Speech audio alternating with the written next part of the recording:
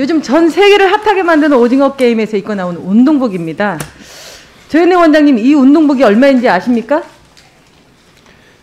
모르시죠? 예. 네. 제가 이 운동복을 오징어 게임 온라인 스토어에서 구매를 하려고 했더니 70만 원 이상 하더라고요. 너무 비싸서 제가 구매를 하지 못했습니다. 그럼 어디서 구매했냐?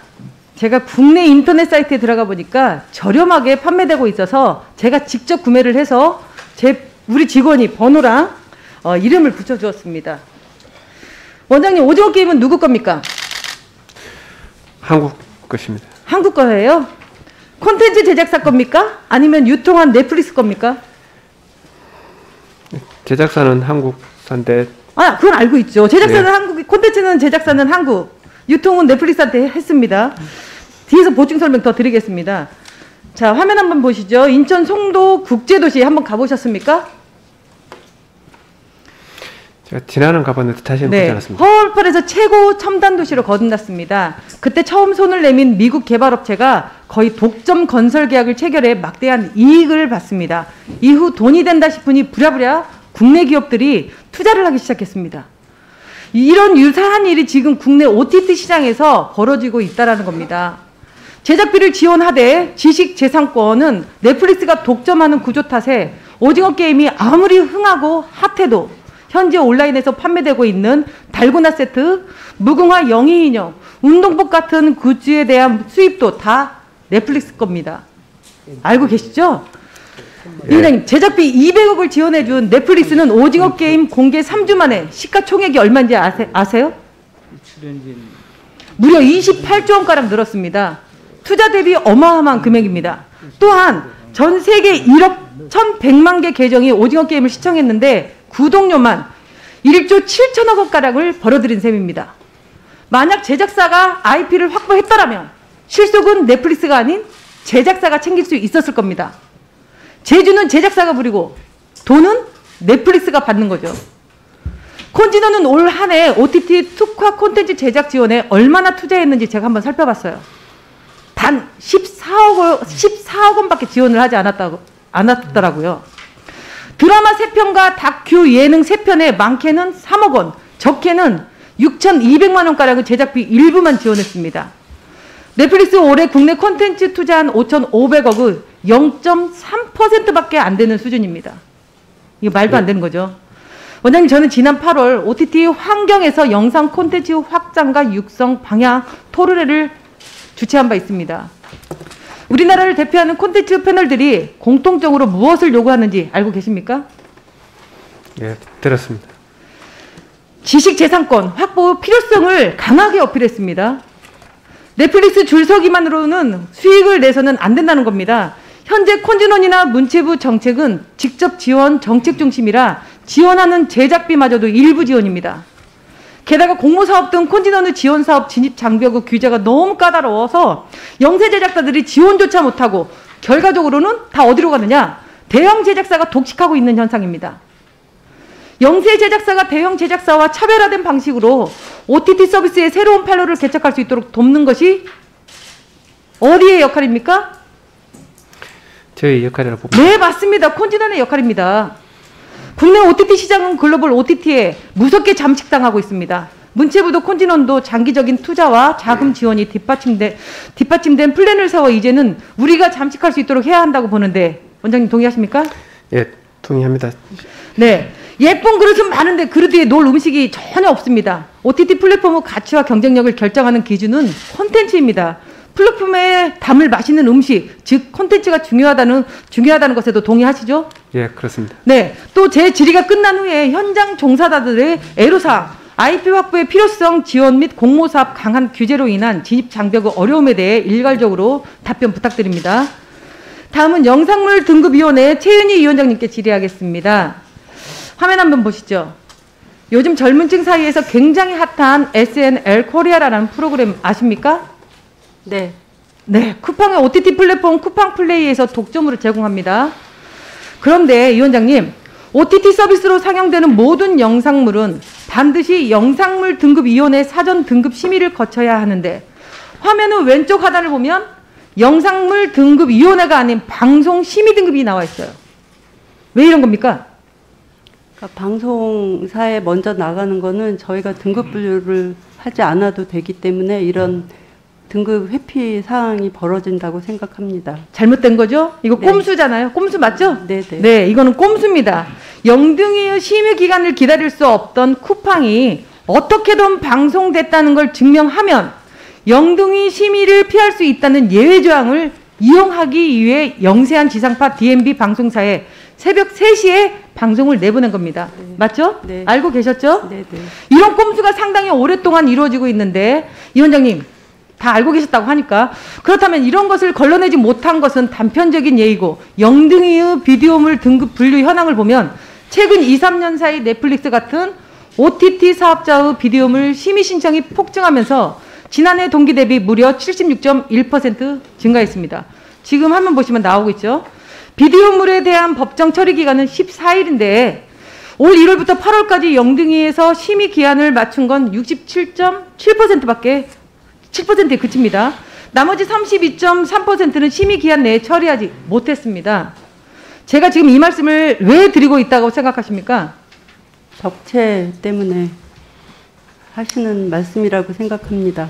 제가 이 말씀을 드리는 이유는 좀 심각성이 더 있기 때문에 말씀을 드리는 거예요. 올해 넷플릭스 비디오물 심의 결과 34.5%에 이르는 210편이 선정성, 폭력성 등 과도한 영상으로 청소년 관람 불가 제한 관람가 판정을 받았습니다. 알고 계신가요? 네. 영등이 설립 목적은 윤리성 및 공공성을 확보하고 청소년을 보호하기 위함이라고 명확히 나와 있습니다. 설립 목적에. 다음 달에는 디즈니 플러스가 한국에 진출하는데 비디오물들의 등급 심사를 밀린 방학숙제하듯 부실하게 하는 게 아닌가 걱정이 됩니다. 또한 넷플릭스 아이디 공유를 통해 애부터 어른까지 쉽게 청소년 관람 불가 영상을 보고 있습니다. OTT 플랫폼 특성을 고려해서 이제는 단순 등급 분류만이 아니라 등급에 맞는 연령이 시청할 수 있도록 실제적 보호 방안을 고민해 주셔야 됩니다. 밀려 들어오는 비디오물을 심히 어떻게 대처하실 것인지, 계속해서 이렇게 꼼수를 사용하고 있는 이 꼼수에 대해서 어떠한 계획을 가지고 있는지 답변 부탁드립니다. 먼저 콘텐츠 진흥원장님부터 부탁드립니다. 예. 뭐 오징어 게임 필터가 좀 나타나는 게 IP 문제인데요. IP 문제를 IP 확보는 가장 기본적으로 필요한 것은 사실상 제작할 수 있는 돈이라고 생각합니다. 아니요, 그거에 대해서 제가 답변 한번 드리면 오전 답변에도 돈이라고 예산이라고 말씀하셨어요. 예산이 필요하시면 저희가 지금 1조 이상 200억밖에 지원을 받지 못하고 저희가 모든 걸 지금 빼앗긴 상태인데 이렇게 소중하고 중요한 거라고 생각하시면 더 강하게 요청을 하셨어야죠. 그런데 지금 여기 나와서 예산이 부족해서 그랬다, 예산이 없다라고 말씀하시는 거는 저는 핑계불가다고 봅니다. 제가 말씀드린 게 그만큼 콘텐츠에 필요한 분야가 저희 정부 직접 지정하는 돈뿐만 아니라 펀드까지 포함해서 여러 가지 돈이 좀 돌아가야 된다고 보고 있고요. 그다음에 그에 따른 인프라 문제 같이 간다고 봅니다. 그리고 뭐 어쨌든 아까 의원님께서 말씀하셨던 우수한 업체들이 이게 들어오면서 이렇게 창작할 수 있는 기회가 주어져야 된다 보는데요. 그에 대해서 만약에 저희들이 진입에 장벽이 있다면 그에 대해서는 저희들이 다시 장벽이 있는 게 아니라 규제가 너무 강해서 영세 제작자들은 들어갈 수가 없는 상황이에요. 그거를 다시 한번 정확하게 체크를 해주셔야 됩니다. 네, 알겠습니다. 체크하셔서 바꿔주십시오. 그것도. 예, 가서 나놓고 같이 업계도 의견 다시 들으면서 검토를 하고 저희들이 할 수 있는 분야는 정리를 하도록 하겠습니다. 국감 끝나기 전까지 계획서를 저희 의원실로 갖다 주시기 바랍니다. 네, 위원님께서 지적해 주신 사항과 관련하여서 등급분류 유예 규정을 활용한 등급분류 회피 사례에 대해서는 저희가 연구 검토하고 개선 방안을 마련해서 개선되도록 노력하겠습니다. 꼼수는 어떻게 막으실 건가요? 그거는 지금 현재는 OTT로 하기 전에 방송에 하는 거는 법령으로 저희가 어쩔 수는 없는데 저희가 논의를 통해서 개선 방안을 만들어 나가도록 하겠습니다. 법령이 그렇게 나와 있어서 어려움이 있으시면 의원실을 찾아와서 요청을 하셔서라도 보완을 바꾸셔야죠. 위원님이 도와주시면 감사하겠습니다. 꼭 가지고 오십시오. 네네. 예, 이모경 의원님 수고하셨습니다. 여기 계신 모든 분들은 과거 회의를 다니면서 한 번씩은 경험이 있었을 거라고 생각합니다. 한국 사람만 보면 니하오마 곤니찌와라는 인사를 합니다. 저도 회의를 다니면서 그런 경험이 참 많았습니다. 그럴 때마다 아닙니다, 노노노 하면서 안녕하세요라는 말을 반복하고 다녔어요. 최근 우리 문화가 세계를 장악하는 것을 보면 앞으로는 안녕하세요라는 말이 나오지 않을까라는 생각을 한번 해봅니다. 세종학당재단 이혜영 이사장님께 질의하겠습니다. 이사장님, 저는 올해 8월에 세종학당을 세계적 국가 브랜드로 만들자는 취지로 정책 토론회를 열었습니다. 그런데 최근 언론 기사들을 보고 많이 놀랐습니다. 최근 이집트 세종학당 학습자 300명 모집에 3,150명이 지원했고 전 세계 대기자가 1만 명이 넘는다는군요. 이사장님 알고 계시죠? 네, 알고 있습니다. 너무나 좋은 일입니다. 경사입니다, 경사. 근데 이사장님, 대한민국 교육의 중심 대표 온라인 클래스가 뭔지 아세요? 네. 네. EBS입니다, EBS. EBS는 코로나19 팬데믹 상황에서 학교 수업을 보완하는 온라인 교육으로 내실을 기하고 있고 수강생으로부터 높은 평가를 받고 있습니다. 세종학당도 온라인을 통해 입학, 교육 이수, 수료를 함께 진행하는 사이버 세종학당 확대 개편으로 교육 패러다임의 전환이 필요하다고 생각하는데 어떻게 생각하십니까? 네, 맞습니다. 세종학당의 수익 구조를 보겠습니다. 세종학당의 수익금은 주로 한국어 수업 수강료로 구성되지만 운영기관별 징수 여부가 다르고 현지 물가, 교육시설 등을 고려하기 때문에 자체 수입 비중이 굉장히 약화되어 있습니다. 제가 세종학당과 흡사한 주요 해외 문화원을 확인해 본 결과 영국과 프랑스는 자체 수입 비중이 80%가 넘습니다. 영국과 프랑스 언어가 인기가 많다 보니까 수입 비중이 높을 수밖에 없다는 것도 알고 있습니다. 하지만 정부 지원 없이도 지속적인 대외 문화사업과 자국어 확산 노력이 가능한 상황입니다. 하지만 우리나라는 최근 5년간 이제 PPT 한번 보시죠. 5년간 2.4배가 넘는 예산 증가에도 불구하고 세종학당 자체 수입은 크게 감소하고 있습니다. 그렇다면 세종학당은 온라인 강의 콘텐츠 유료 전환 검토가 필요하지 않을까요? 어떻게 생각하세요?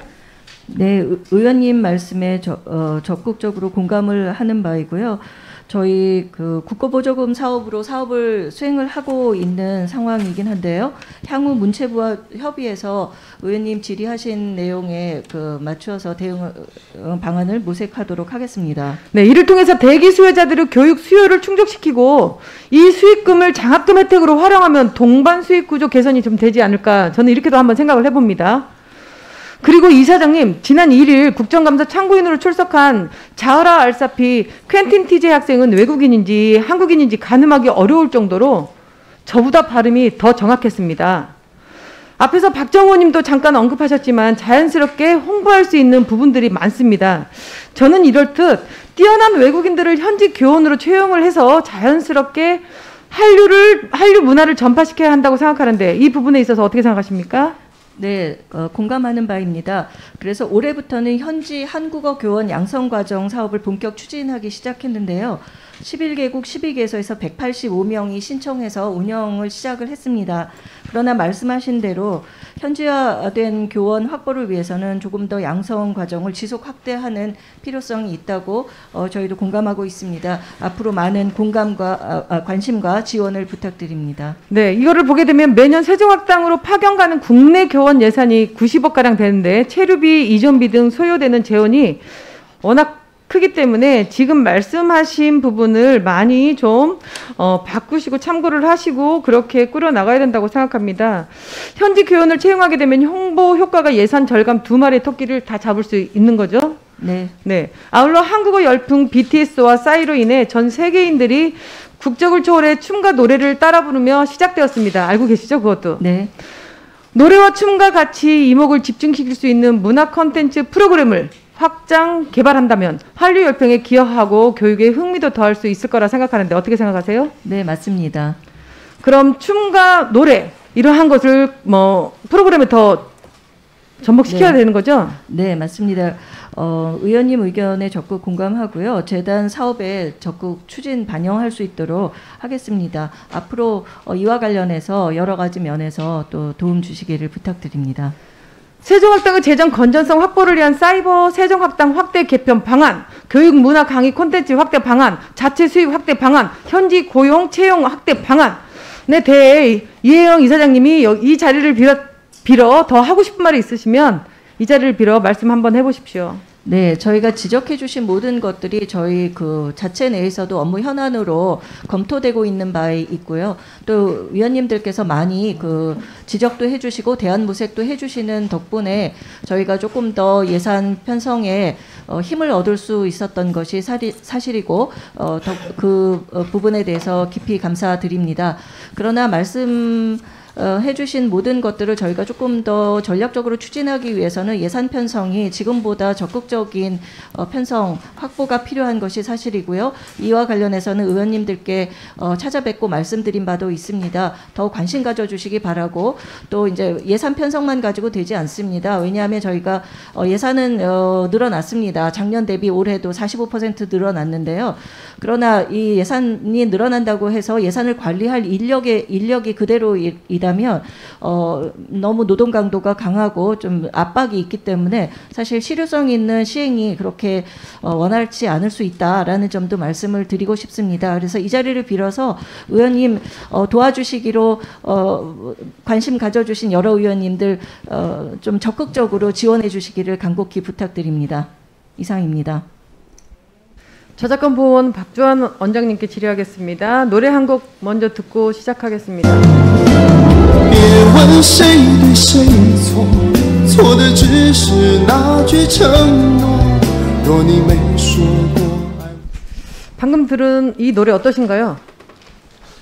제가 노래에 관심이 없어서 잘 모르겠습니다. 저 노래 뭔지. 네, 제가 설명하겠습니다. 방금 들은 중국 노래는 우리나라 가수 윤하의 기다리다라는 곡이 무단으로 도용되고 있는 유튜브 영상을 가져온 겁니다. 화면 보시죠. 지난 5월 보호원과 한국음악저작권협회는 중국 음반사에 의해 저작 인저권을 침해당한 104건의 사례를 적발했는데 방금 들은 노래 외에 아이유, 이승철, 토이 등 유명 가수들의 노래가 포함되어 있습니다. 다음 한번 보시면 보는 화면은 아이유의 아침 눈물이 중국 유튜브에서 도용된 사례입니다. 이게 다 우리나라 거 아이유의 노래인데 다 도용이 돼서 그냥 중국 유튜브에 그냥 그대로 나와 있어요. 그런데 원장님, 이 사건의 내막을 최초로 밝힌 사람이 누군지 아십니까? 모르시죠? 예. 예. 보온도 저작권 협회도 아닌 가수 유나 씨의 한 팬이 이거를 밝혔어요. 지금 이거 내용을 보시게 되면 해당 업체에 직접 이의 제기를 해봤으나 일방적으로 거절하고 있는 상태고, 또한 저작권자가 아니기 때문에 이의 제기를 하는 방법밖에는 없다고 답변을 받았다고 해요. 안타까워서 이렇게 글을 남깁니다. 이런 중국 업체의 만행이 너무나도 화가 납니다. 이게 아이유 유나 씨의 한 팬이 이렇게 말을 한 겁니다. 그럼 이번에 웹툰의 경우를 한번 보겠습니다.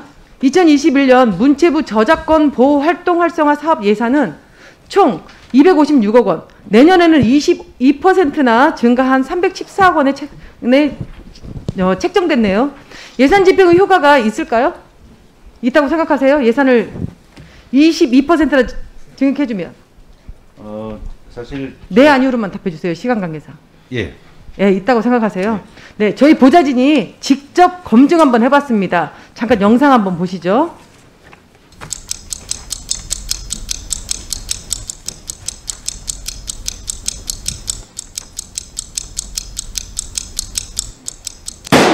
땅. 네, 불법 웹툰 사이트에 접속하는데 딱 10초 걸렸어요. 22% 예상 증액시켜준다고 했을 때 지금 효과가 있다고 분명히 말씀하셨습니다. 검색창에 무료 웹툰 딱 4글자면 되는데 저 많은 예산이 무슨 의미가 있을까요? 있습니까? 한 10초밖에 안 걸려요. 깜짝 놀랐습니다. 제가 직접 비서를 앞에다 앉혀놓고 제가 확인하는데, 제 눈으로 확인하는데 너무나 놀랐어요.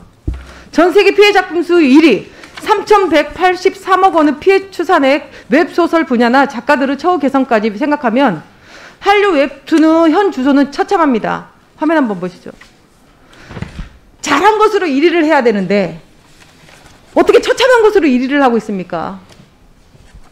지금 세계 한류 BTS부터 시작해서 우리 기생충 영화 미나리 세계 탑으로 오르고 있어요. 그런데 어떻게 잘한 것으로 1위를 해도 지금 될까 말까인데 이렇게 처참한 것으로 1위를 하고 이 처참한 곳에서 1위를 하고 있냐라는 겁니다.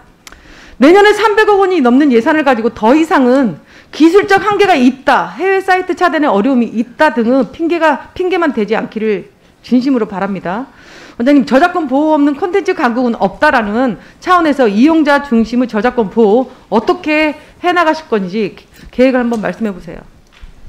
저작권 보호원의 존재 이유는 저작권자의 권리를 보호해 주는 데 있다고 봅니다. 그리고 저작권자들로부터 뭐 좋은 이야기 들어야 된다고 생각하고 있습니다. 그걸 위해서 많은 노력을 하고 있고요. 근데 다만 국내 부분에 대해서는 어느 정도 성과가 있었다고 저도 장담을 하지만 해외 저작권 보호 부분에 있어서는 참 열악합니다. 예산 자체가 진짜 너무 열악한 20억 정도밖에 안 됩니다. 그리고 그런 부분은 좀 이래 의원님께서 좀 이해 좀 해주시고 좀 예산이 적극 좀 이래 좀 많이 반영될 수 있도록 많이 지원 관심 부탁드립니다. 네, 내년에도 22%나 증가한 314억 원을 책정됐는데 예산만 계속해서 여기 나와 계시는 우리 위원장님들, 기관장님들한테 말씀을 드리게 되면 예산의 모든 게 예산하고 다 연결이 됩니다. 예산을 더 증액시켜드리고 싶어요. 하지만 그 전에 행동으로 보여주셔야 되잖아요. 하나라도, 한 건이라도, 두 건이라도 막아주셔야지 저희가 예산을 증액시킬 거 아닙니까? 결과가 어느 정도는 나와주셔야죠. 매년 작년 국감 때도 올해도 똑같은 얘기를 계속 반복하고 있습니다. 내년에도 아마 같은 얘기를 반복할 것 같습니다. 내년에는 반드시 내년 국감장에서 같은 말을 되풀이하지 않도록 노력을 해주십시오. 예, 알겠습니다. 네, 부탁드립니다. 예. 네, 이상입니다. 예, 이모경 의원님 수고하셨습니다. 다음은